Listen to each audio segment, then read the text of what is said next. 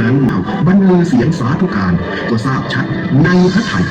มหาบุรุษจะตรัสรู้เป็นพระสัพพัญญูมุตยานยังบอกจักรวาลจนหมดสิ้นครั้นเท้าโอรวสวัตตีสั่งให้คนสัตว์ศาสตร์ฟาดราหุเข้าใส่ตั้งเวลาพันตลายก่อนพระมหาบุรุษกลายเป็นบุกขามาลัยบูชาพระพุทธองค์จนหมดสิ้น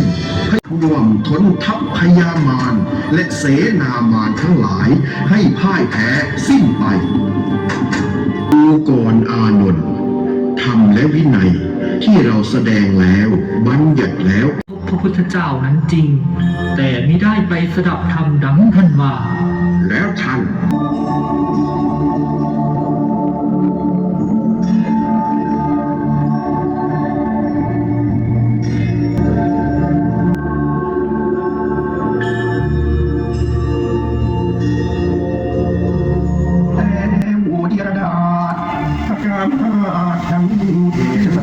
ประดับดวงแม่เมืองสวงประภาสงการเอ๋ย